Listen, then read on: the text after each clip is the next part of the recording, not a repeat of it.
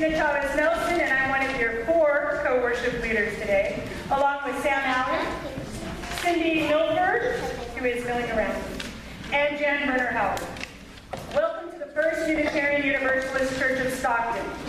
We are a community of individuals holding a variety of beliefs, but sharing important values expressed in our UU principles. We seek to encourage each other on our spiritual and life journeys and on working together to build a better world. We strive to accept and respect all those who gather here. We seek to welcome the individuals and the families that are here regardless of age, status, orientation, gender identity, ability, or shade of skin. We especially welcome those who are visiting for the first time.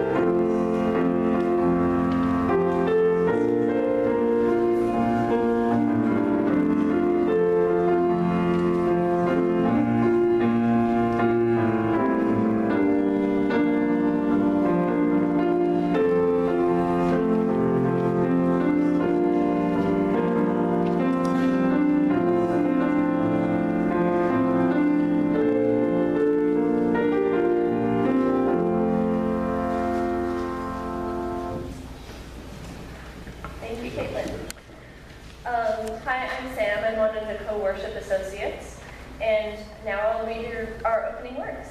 It's called Invention by Shel Silverstein.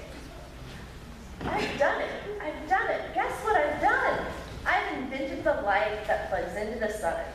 The sun is bright enough. The bulb is strong enough. But oh, there's only one thing wrong. The cord ain't long enough. This young inventor illustrates the characteristics of most inventors. She identified a need. She needed to get power for her light bulb. She was creative in trying to solve the problem. She plugged into a power source, the sun. Her first attempt failed, but she identified the reason for the failure. The cord was too short. Let's hope that she, like all inventors, will try again and again until she succeeds. In the spirit of Women's History Month, today we are honoring female inventors in the past and in the present from various parts of the world. The girls and women we'll meet today have invented materials, objects, and processes that promote health and safety, fun and convenience. They're a determined, creative lot who try to fill common needs. Many are altruistic, considering helping people to be more satisfying than making money. We call these female marvels ladies of invention.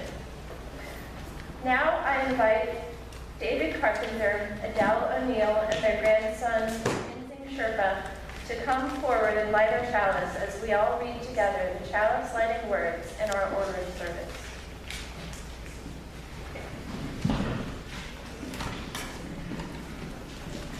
Okay. The inventive women before us who saw a need and wanted to meet it, who failed at first but never gave up, who sparkled with genius and used it for good. These are with us still. Their spirits burn brightly in today's young inventors. See the energy in the chalice flame.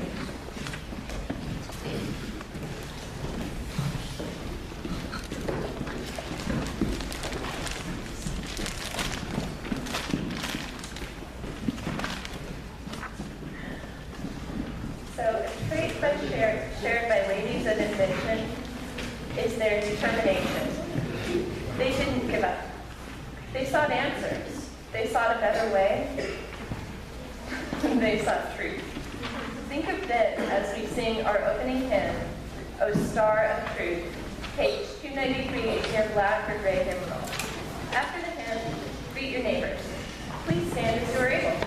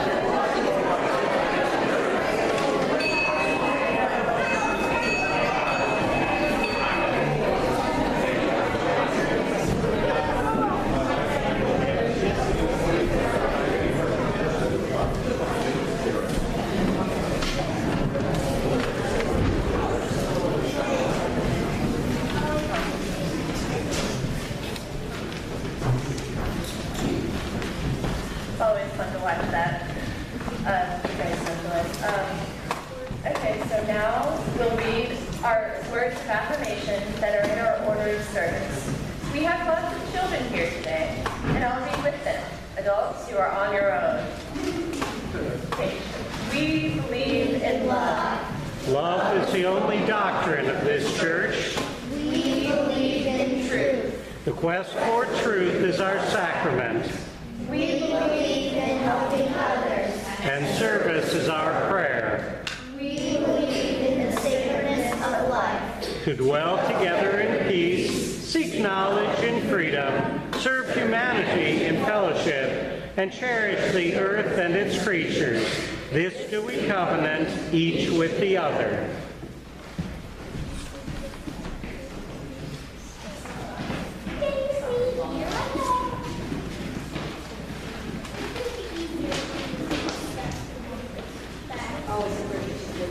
Okay, it's time for the story for all ages, and the children can come up and sit on the carpet. I have a fabulous story to read.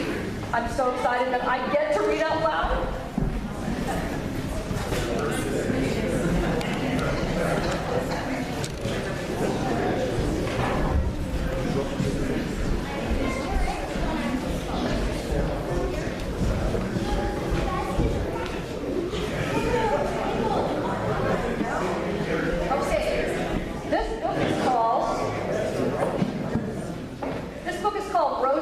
Engineer, and it's from a series about famous scientists and inventors. Oh, it's really weird to have this microphone in my mouth. Okay, this is the story of Rosie Revere, who dreamed of becoming a great engineer. In Lila Greer's classroom at Blue River Creek, young Rosie sat shyly, not daring to speak. I'm sorry, I can't read sideways like a kindergarten teacher.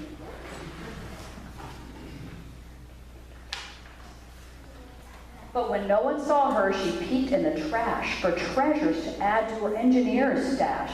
And late at night, Rosie rolled up her sleeves and built in her hideaway under the eaves. Here she is finding things that she can use.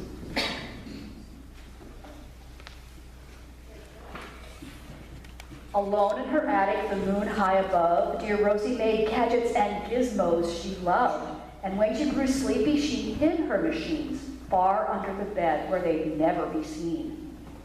That's sad. Why do you think she had to hide them?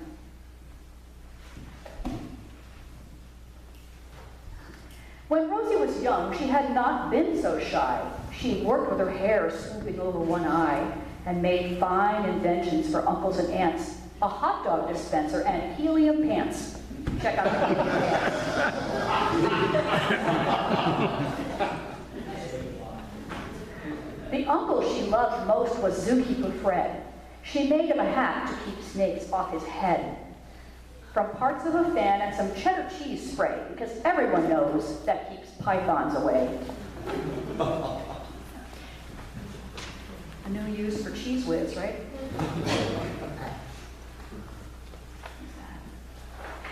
And when it was finished, young Rosie was proud. But Fred slapped his knee and he chuckled out loud. He laughed till he wheezed and his eyes filled with tears, all to the horror of Rosie Revere, who stood there embarrassed, perplexed, and dismayed. She looked at the cheese head and then looked away. I love it, Fred hooted, I really do. But Rosie Revere knew that that could not be true. She stuck the cheese hat on the back of her shelf, and after that day, kept her dreams to herself. I think the pythons are laughing too.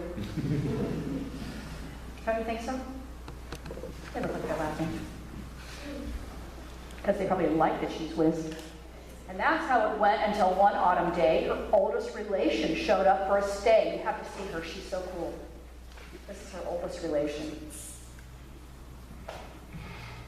Her great-great-aunt Rose was a true dynamo who had worked building airplanes a long time ago. She told Rosie tales of the things she had done and goals she had checked off her list one by one. She gave a sad smile as she looked at the sky. The only thrill left on my list is to fly. But time never lingers as long as it seems. I'll chalk that one up to my old lady's dreams. That night, As Rosie lay wide-eyed in bed, a daring idea crept into her head. Could she build a gizmo to help her aunt fly? She looked at her cheese head and said, no, not I. But questions are tricky, and some hold on tight. And this one kept Rosie awake through the night. So when dawn approached and red streaks lit the sky, young Rosie knew just how to make her aunt fly. There she is lying in bed thinking, what could she do? I'm sure some of the adults would like to see these pictures, so I'll leave it right here on the table after the service. She worked and she worked till the day was half gone, then hauled her cheese copter out onto the lawn. To give her invention a test just to see the ridiculous flop it might turn out to be. I'm not sure why it's called a cheese copter. I don't see any cheese, but maybe that's the fuel making it go. Strapped into the cockpit, she flipped on the switch. The helio cheese copter sputtered and twitched. It floated a moment and whirled round and round, then froze for a heartbeat and crashed to the ground. Can you see the cheese? Okay. I'm gonna have to look at that later. Then Rosie heard laughter and turned round to see the old woman laughing and slapping her knee. She laughed till she wheezed and her eyes filled with tears, all to the horror of Rosie Revere, who thought, oh no, never, not ever again will I build something to sputter or spin, or build a lever, a switch, or a gear, and never will I be a great engineer. Do you think she's really laughing at me? What do you guys think? She turned round to leave, but then Great-Great-Aunt Rose grabbed hold of young Rosie and pulled her in close and hugged her and kissed her and started to cry. You did it! Hooray! It's the perfect first try. This great flop is over. It's time for the next. Young Rosie was baffled, embarrassed, perplexed. I failed, said dear Rosie. It's just made of trash. Didn't you see it? The cheese copter crashed. Yes, said her great aunt, it crashed, that is true. But first, it did just what it needed to do. Before it crashed, Rosie, before that, it flew.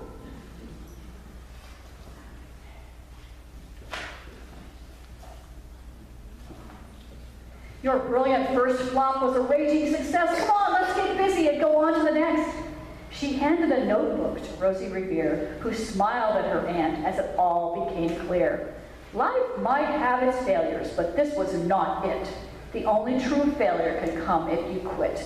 This is what she wrote in her notebook. She drew all of her pictures and all of her designs, and she labeled all of them, so she knew what to do next.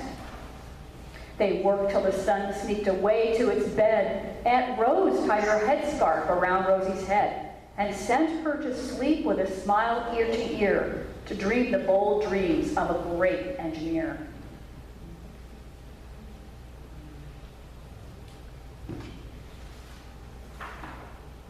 At Blue River Creek, all the kids in grade 2 built gizmos and gadgets and doohickeys too.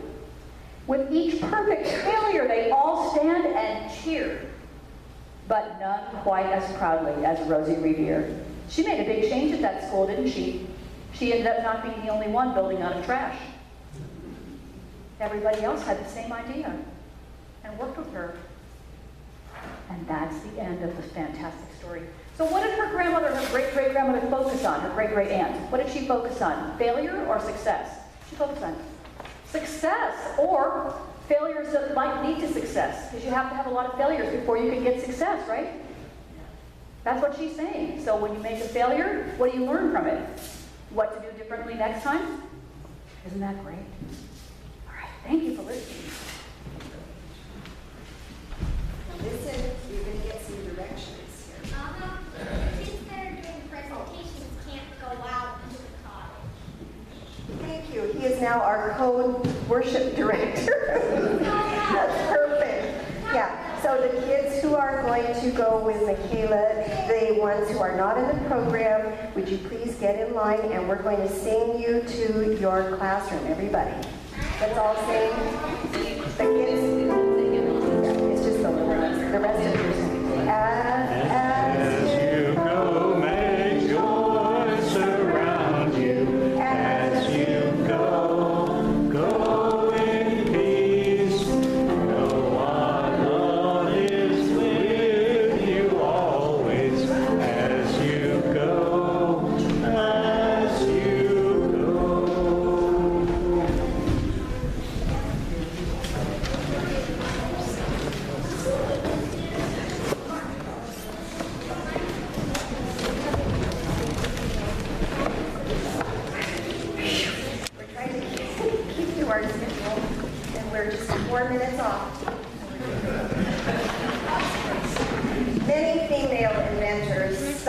disappointments and failures like the children we're hearing about in this story. And they used their skills to try and make something new, and sometimes they even felt that their dreams were impossible, like the person in the next song.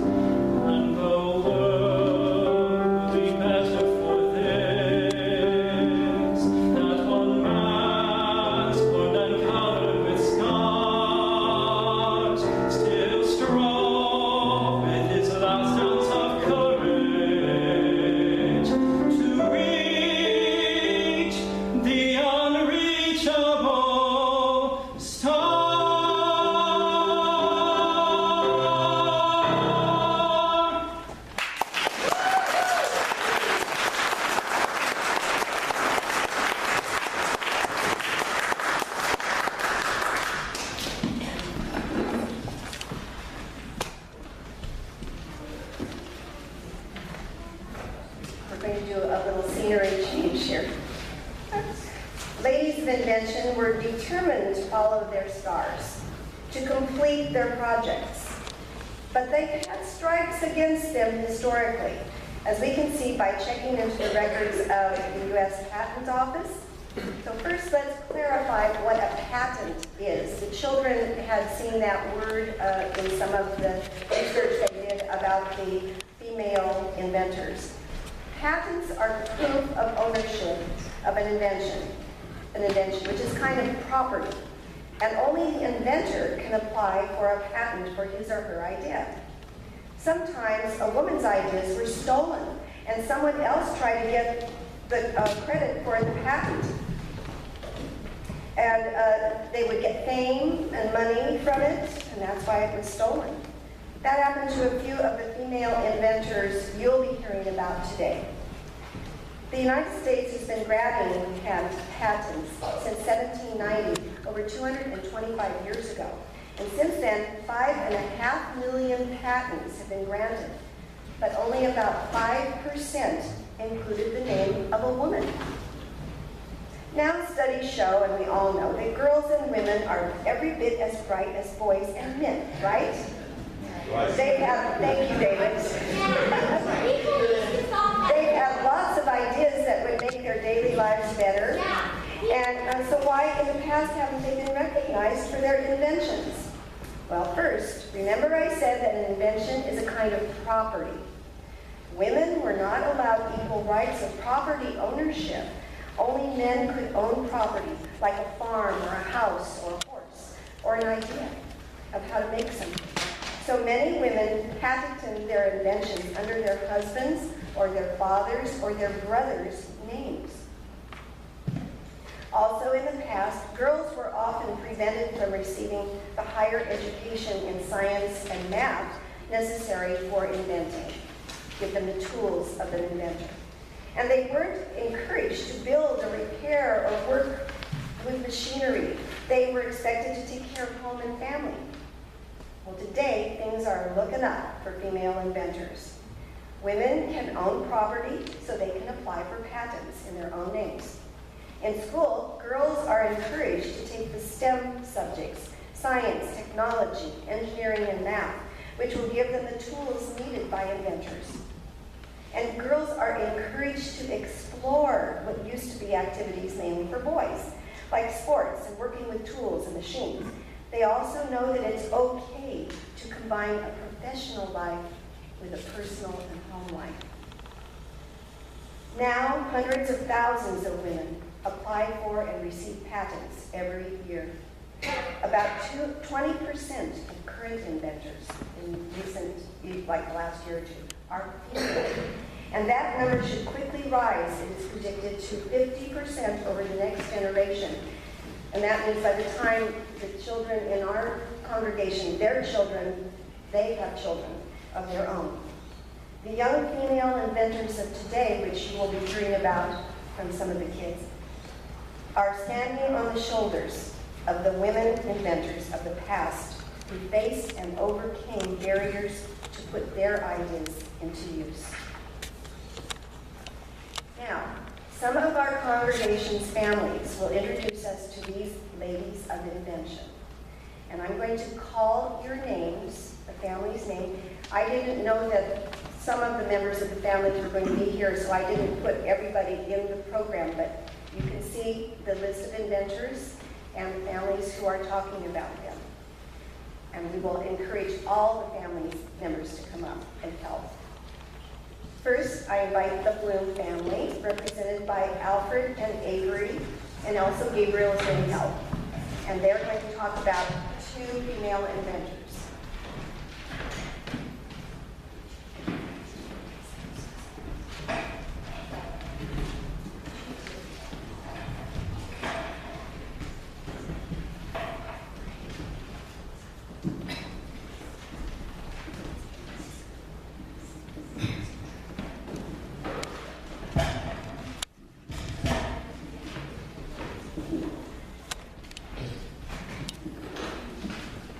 In 1904, Elizabeth Maggie made a board game she called the Landlord Game.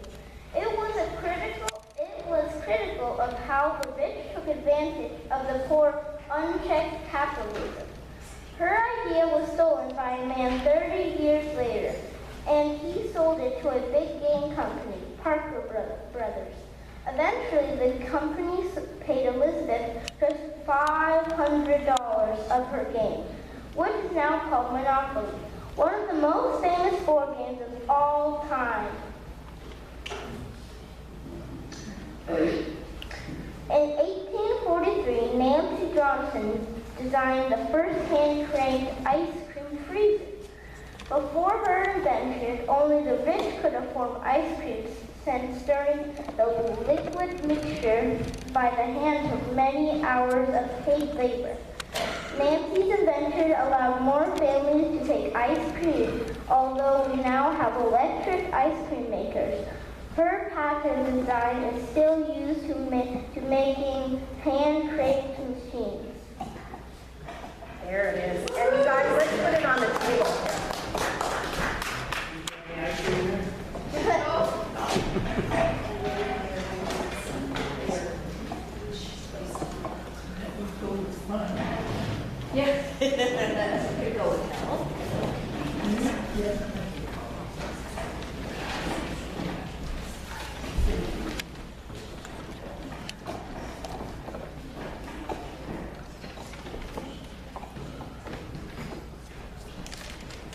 These children are so full of thought that they were saying, I wanted them to pick one area that their inventor's invention would fit into, and two of them said, oh, there are 3 areas. So I said, well, just pick the most obvious one or your favorite one. Okay. The next family I invite up, and I mean the parents too, are the Kirk family, represented by parents Amy and Ian, who you know, and their children Paige and Riley. They're going to talk about some very different types of inventions. They're different from each other.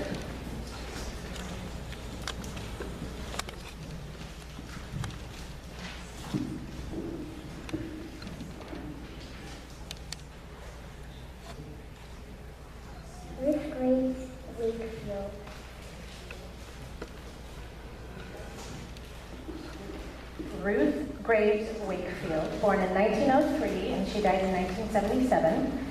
She was from America and she graduated from college as a dietitian and she taught people about food nutrition. In 1930, she and her husband bought the Toll House Inn. Do you remember what an inn is?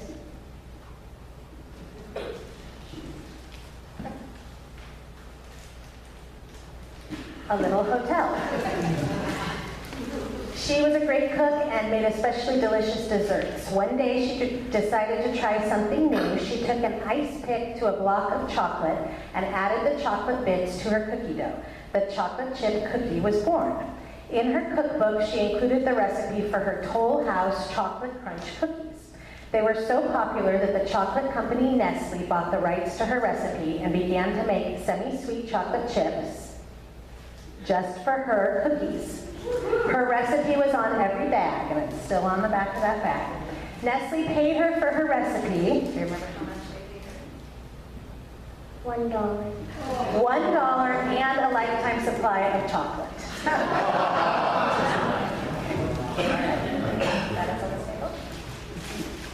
Okay. Next. Okay, go up there and hold it. In 1899, Letitia Gear from New York invented a medical syringe that could be held in only one hand. So can you demonstrate, please? Hold it way up. Hold it way up. Oh, yes. Way up. That didn't hurt at all. Before this time, when a doctor gave someone a shot, he or she had to use two hands. She hoped that the syringe would help prevent accidental needle sticks by nurses. And so the next time your doctor gives you a shot,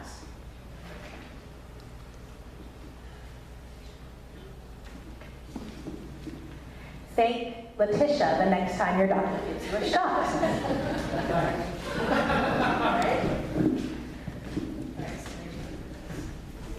And then Riley was one of the kids who said, yeah, that could be in several places, several topics, several categories.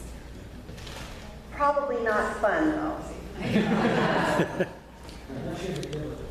Right. Thank you. Yeah, just to be represented. And I now invite the Chavez Nelson family, represented by Mom Christina and son Nathaniel. They've done a lot of research and looking for information. So, we are here and we are going to do stuff. Okay, so the first woman inventor I'm going to do is Jeanville Proutower from 1794 to 1871. Although the name Jeanville Proutower is little known now, the French naturalist was famous in her day for an invention that allowed people to study marine life more easily. The glass aquarium. Ville Proutower started her scientific studies on the island of Sicily, and in 1832 she started investigating on the paper nautilus, a sea animal related to the octopus but with a shell. People thought that the nautilus took its shell from another animal. To see if this was true, she needed to observe one closely, so she created the first glass aquarium so she could observe the nautilus in controlled conditions, proving that it made its own shell. For her groundbreaking work, Ville Proutower became the first female member of a Spanish scientific organization, as well as over a dozen other scientific academies. There's a picture of the glass aquarium on here.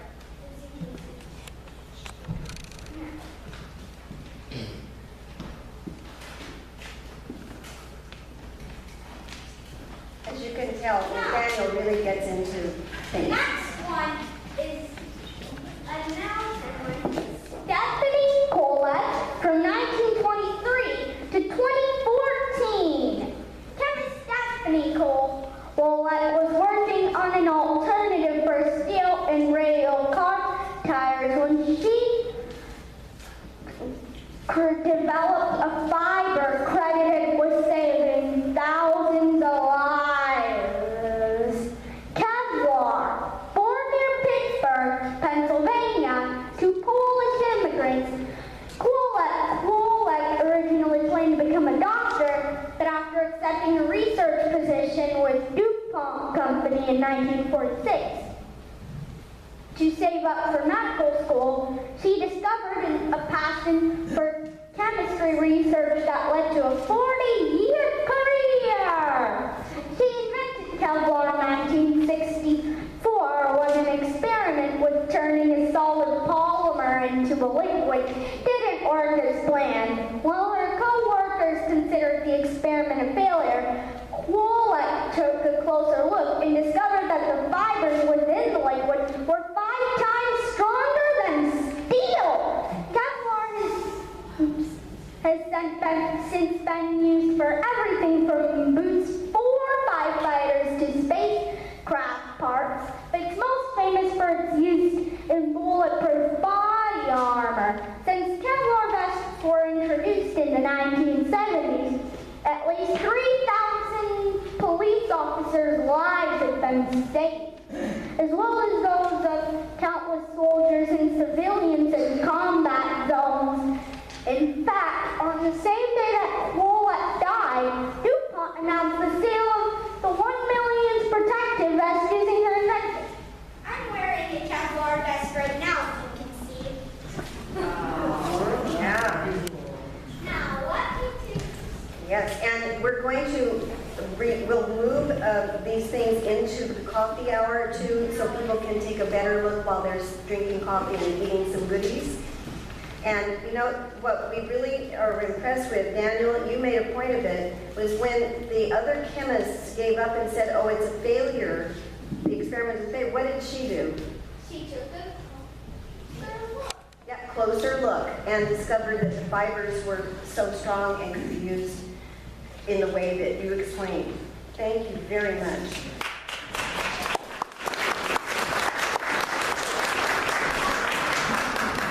And now will the Carpenter O'Neill family come up, represented by Adele and David, Grandpa and Grandma, or Grandma and Grandpa, and Tenzing, their grandson. And they have some, you're going to be really surprised about some of these two inventions.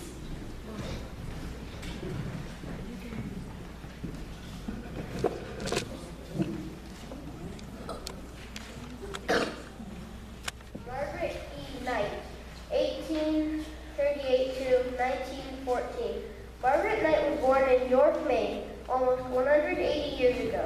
When she was only 12, she invented a safety device for cotton mills that is still being used today. But she was most well known for a machine she built when she was 30. Paper bags used to be shaped like this. It couldn't stand up when people tried to put items in it. She invented a machine which folded and glued paper to create a flat-bottom paper bag that could stand on its own. The product was popular, so popular in fact a man stole the idea so only he could make the bags. In courtroom, he argued that a woman could not possibly understand the mechanical complexity. She proved that she had designed the machine, earning the right to patent her machine over the course of her career. Knight invented over 100 different machines and patented 20 of them, including the rotary engine and the shoe cutting machine. She once complained, "I am only sorry I couldn't have had as good a chance as a boy and have been put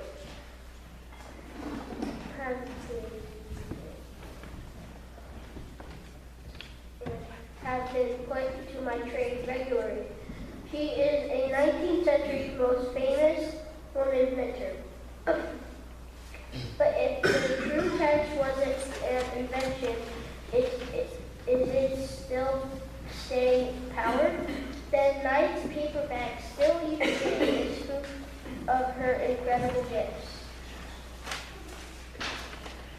It's known as the Lady Edison. Right. The Lady Edison. Lolita Benz, 1873 to 1905. A German woman named Lolita Benz tried to make good coffee, but coffee grounds were left in the drinks. Also, cloth filters were used many times, and they were very hard to clean. She tried to make filters out of various materials, but nothing worked. But she didn't give up. One day she noticed blotting paper in her son's school writing book. She made holes in brass pots with a nail and nested the blotting paper inside. It dried silver paper, but the ground did not. She got a patent and set up a business to manufacture her filters. By 1928, her company employed dozens of people. She continued to improve her filter over the years, making it more popular. Her employees loved her because she gave them bonus and good work. Schedules. Also, she created Lolita a social fund for her company workers. And if the name sounds familiar, don't be surprised. The Lolita Group is still making coffee makers and filters today. Yeah.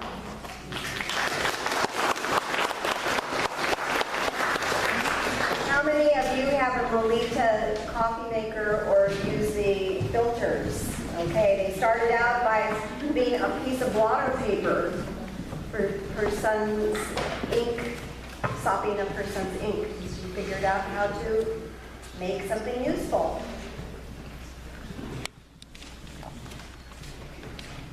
Part of the assignment for the kids was to figure out what benefit their inventor's invention would have. They have to categorize it. I have no idea where they put them. But oh, that's a good one. Yeah. Thank you. I will now invite the Cotton Rat family, represented by parents Miriam and Greg, their daughters Lelia and Nev, and a friend who is, what is your name, dear? Oh, Haley. She's going to help out.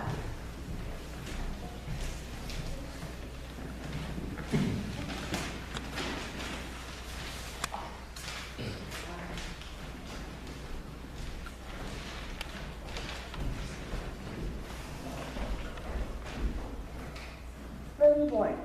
When Lily Bourne was 11, she noticed her grandfather, who had Parkinson's disease, frequently spilling his cup, which made Lily's poor grandmother keep having to clean up his drinks. So she created the kangaroo cup. At first, it started off as a ceramic cup.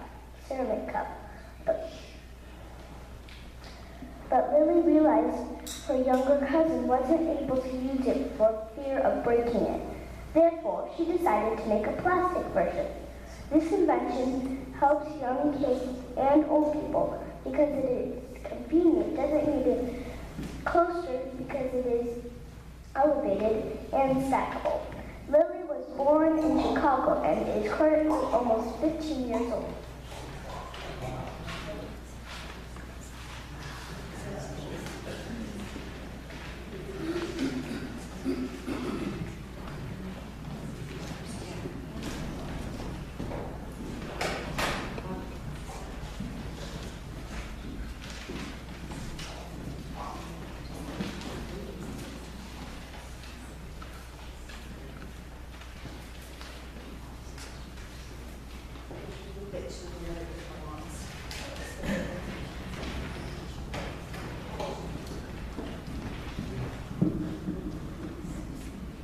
Deepika Kurup. Deepika Kurup was born April 12, 1998, and is currently 18 years old. She was born in Nashua, New Hampshire, in the United States. She made her invention in 2012 when she was 14 years old. Her invention is a new and improved method to clean water using solar power. She invented this because when her family went to India every summer, she would be reminded constantly to boil the water before drinking it. However, some kids had to drink dirty water from the side of the street because they couldn't access clean water. She wanted to help change this water crisis. Winning the Discovery Education 3A Young Scientist Challenge in 2012 gave her the motivation to develop her idea even further, and she has since come up with a comprehensive system that creates a chemical reaction which kills harmful bacteria. And her thing is right there.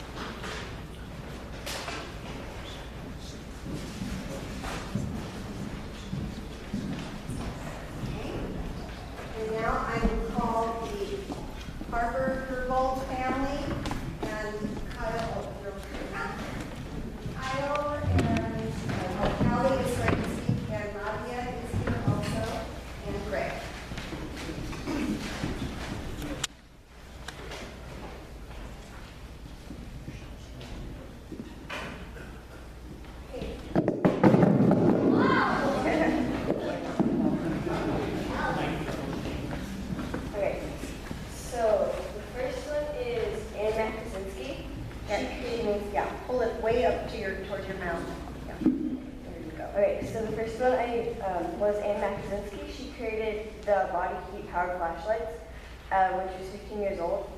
And when she learned that one of her friends in the Philippines was failing school because she lacked reliable electricity and light at night to study, she decided to use her smarts and her ideas to see if she could help. After months of research and experiments,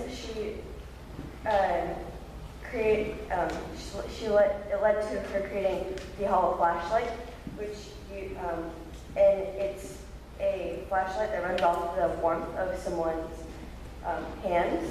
It uses the warmth of your hand on one side and then like the cold of the air on the other side to create energy.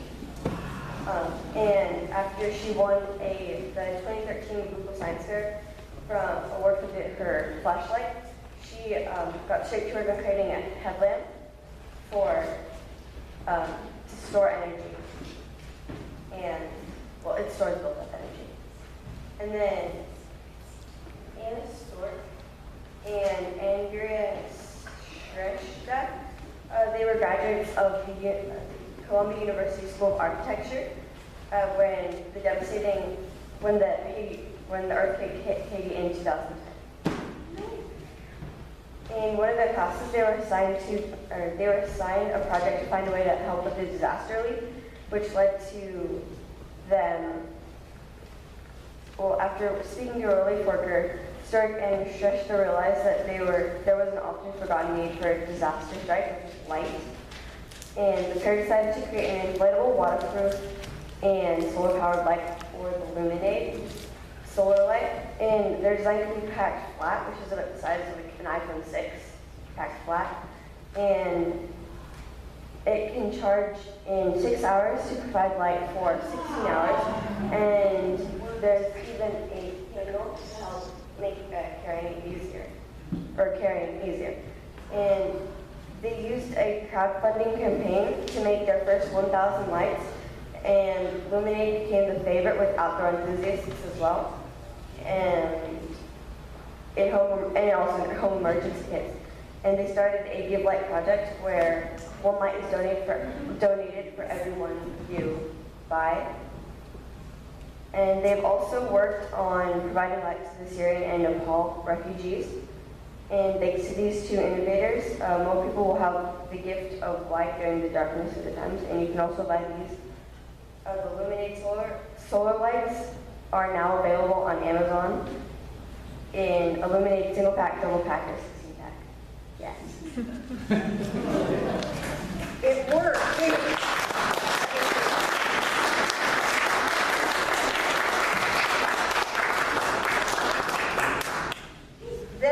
The last four have been people who were young people. These were green scientists, green inventors. They were from 11 to 22 when they got their idea. Oh, 22. We got to stay. And these young people who have helped with this now have learned a lot from their research. These last two families wanted to do research for their children. Thank you, everybody, for sharing what you've learned about these inspiring women. Now, these inventors, young and old, from long ago and currently, had the trait of persistence, as Rosie Revere Engineer did. They did not give up, or they were not deterred by lacking support from other people. It's emphasized in the next song from a 1936 Ginger Rogers, Fred Astaire movie, this idea of not giving up. I changed a few words to give women their equal time. And I would like everybody to stand up. It's in your order of service. It was a white sheet. It has I am woman on one side. It was folded and should be in your order of service. Let's stand and sing, Pick Yourself Up. And the kids after this are welcome to line up and go back to the cottage with, let's see, yeah, Tony will lead you as soon as the song is done. Meet him over here. All right, let's do it.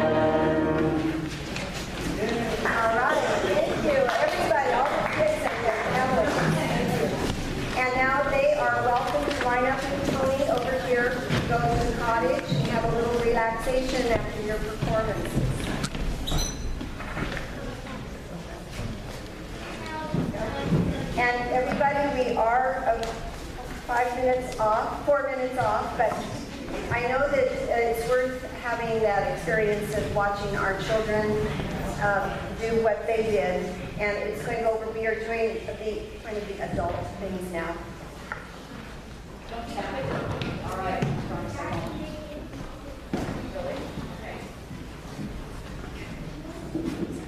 Each week in our order of service, we take the time to share the deepest experiences of our lives. If you have a joy or a concern you'd like to share, please come up and line up right here and take a candle, tell us your name and something quick about your joy or your concern. In mindfulness and reverence, we enter this time of sharing.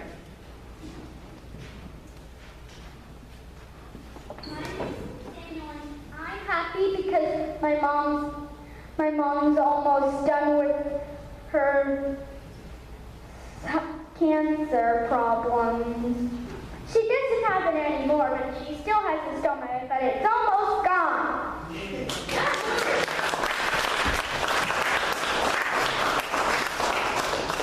I'm lighting a candle for my son Riley, who is now experiencing what it's like to work 7 days a week, not just 4.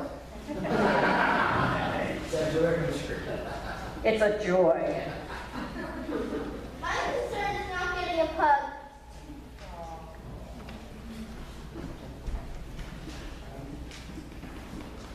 I was asked by the Butel family to light a candle for them.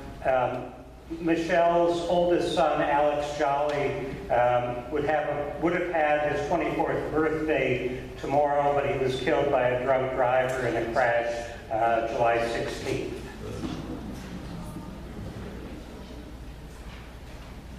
Those who don't know me, I'm Bob. He's the minister, in case you don't know him. Is there anyone else? All right, and we light a final candle for all those joys and concerns that are too close to the heart to be shared at this time. Move into a time of thought, prayer, and meditation.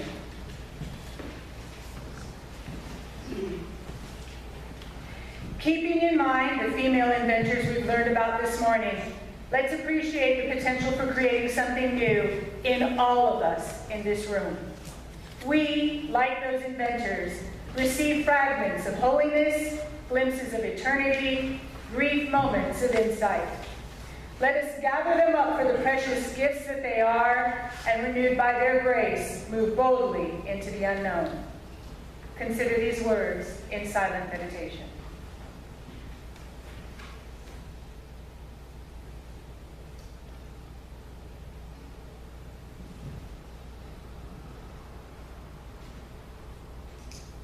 And now, you may remain seated as we sing Spirit of Life, hymn number 123, in your hardback black hymnal. Also, the words are printed in the order of service.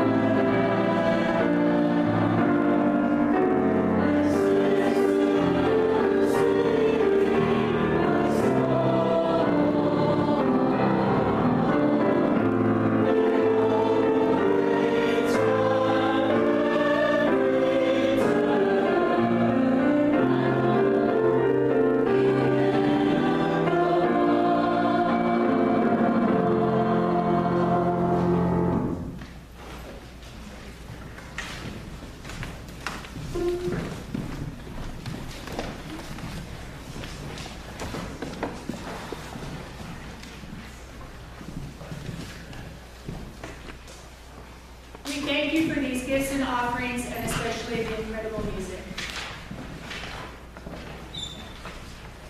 Now I invite everybody to stand, as is our tradition in our church. We hold hands and contemplate what we'll do when we leave this church.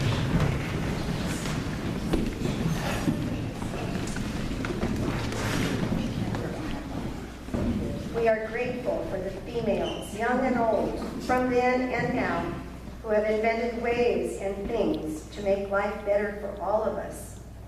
We admire their practicality, their persistence, their creativity, their generosity. We are also grateful for our church families, the parents, the grandparents, the children who participated in the service today. We admire how the members of these units patiently, lovingly work together to share with us what they learned about the ladies of invention. Perhaps there are future inventors among these boys and girls. And now, may the stars carry your sadness away. May the flowers fill your heart with beauty. May hope forever wipe away your tears. And above all, may love make you strong. Amen, and so may it be. And now we invite everyone to stay and sing I Am Woman. And if you have minutes to go, please go. But we are going to have a lot of fun with it. And words are in your order service on the back of Pick Yourself Up.